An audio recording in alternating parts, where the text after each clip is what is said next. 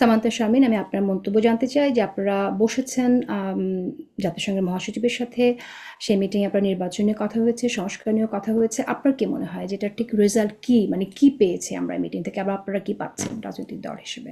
গতকাল Antonio Guterres, যিনি জাতিসংঘের মহাসচিব, এবং তার সাথে বসেছিলাম, এবং সেই সাথে ঐক্যমত্য কমিশনের সদস্যরা উপস্থিত ছিলেন।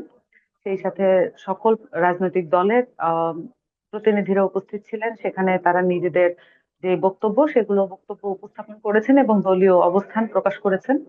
এবং সেই সাথে আমরা এনসিপির পক্ষ থেকে আমাদের আহ্বায়ক এবং আমি নিজে উপস্থিত ছিলাম। সেখানে আমরা আমাদের জায়গা থেকে আমরা বলেছি যে বাংলাদেশে একটি টেকসই ডেমোক্রেসি যদি আমরা আনতে চাই, টেকসই গণতন্ত্র এবং আমাদের রাষ্ট্র কাঠামো পরিবর্তন করার ক্ষেত্রে আমরা যদি কিছু করতে চাই, সেক্ষেত্রে অবশ্যই আমাদেরকে কনস্টিটিউশনাল রিফর্মের দিকে যেতে হবে। এবং আমাদের সেই রিফর্মটা আসলে এতই বড় লেভেলে, সেখানে অবশ্যই এই এই যে আমাদের জুলাইয়ের অভ্যুত্থান, সেটার স্পিরিটকে যদি ধরে রাখতে চাই, সেক্ষেত্রে গণপরিষদ নির্বাচনই একটা যৌক্তিক সমাধান। সেটা আমরা বলেছি, এবং সেই সাথে আমরা এটাও বলেছি যে বাংলাদেশে আওয়ামী লীগের প্রশ্ন রাজনৈতিক ভাবে শুধু নয়, বিচারিক ভাবে এটা সমাধান হতে হবে, এবং সামনে নির্বাচনের আগেই সেটা হতে হবে। সেক্ষেত্রে আমরা আন্তর্জাতিক ভাবে সেই সাহায্য চেয়েছি, এবং অলরেডি আমাদের কিন্তু আইসিটি আইসিটিতে আমাদের এই যে যে মামলাটা করা আছে শেখ হাসিনা এবং তার কোলাবোরেটরদের বিরুদ্ধে, সেই মামলাটা যাতে দ্রুত নিষ্পত্তি হয় এবং মামলাটা যাতে আমরা একটা ফল দেখতে পাই, সেটা আমরা আর্জেন্সি প্রকাশ করেছি।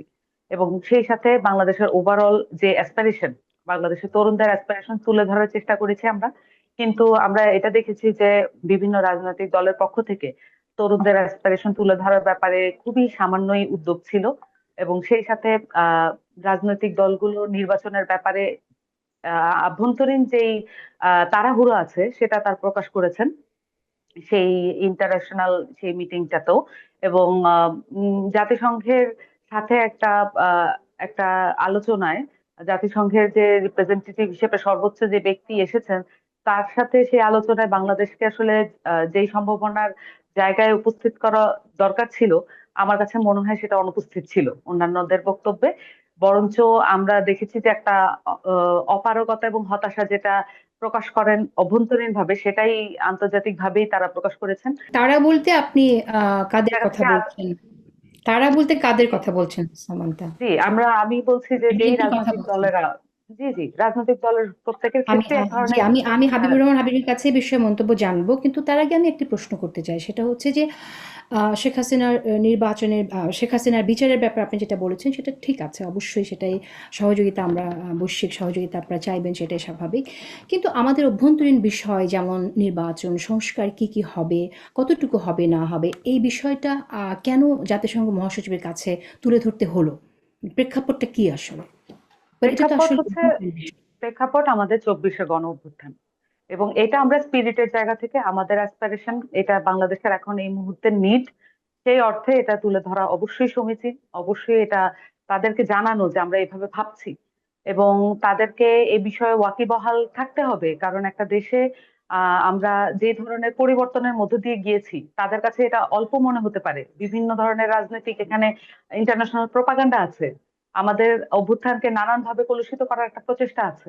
যেহেতু একটি ইন্টারন্যাশনাল ফোরাম আমাদের সামনে উপস্থিত হয়েছে, আমরা একটা অ্যাডিশনাল সুযোগ পেয়েছি যাতে করে আমরা আমাদের অভ্যুত্থানকে একটা আশাবাদী এবং স্পিরিটেড জায়গা থেকে রিপ্রেজেন্ট করতে পারি। সেই জায়গা থেকে আচ্ছা। আমরা আমাদের এই কথা বলছি। অভ্যুত্থানের স্পিরিট থেকে আপনারা গণপরিষদ নির্বাচনের কথা বলছেন, এবং এই অভ্যুত্থানের স্পিরিট থেকে আপনারা সংস্কারের কথা বলছেন। যতটা সম্ভব সংস্কার কথা আপনারা বলছেন। কিন্তু এই সংস্কার এবং গণপরিষদ নির্বাচনের জন্য সেক্ষেত্রে আপনি কি মনে করেন যে আপনাদের বৈশ্বিক সহযোগিতা দরকার, এবং সেই জায়গা থেকে আপনি এই কথাটা স্বীকার মানে শেয়ার করলেন মহাসচিবের সাথে?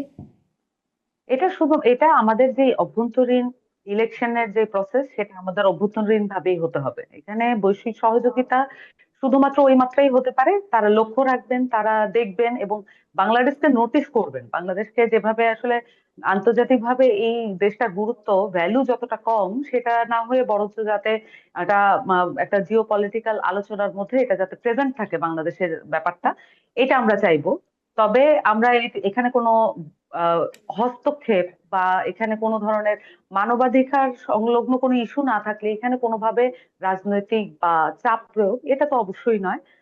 আমাদের যে আভ্যন্তরীণ নির্বাচনী ব্যবস্থা, এগুলো আমাদের আভ্যন্তরীণ ব্যাপার, এগুলো আমরা নিজেদের মধ্য থেকেই সলভ করব। এবং মহাসচিব সেই কথাটাই বলেছেন, এবং বলেছে। উনি আচ্ছা, বলেছেন যে আমাদের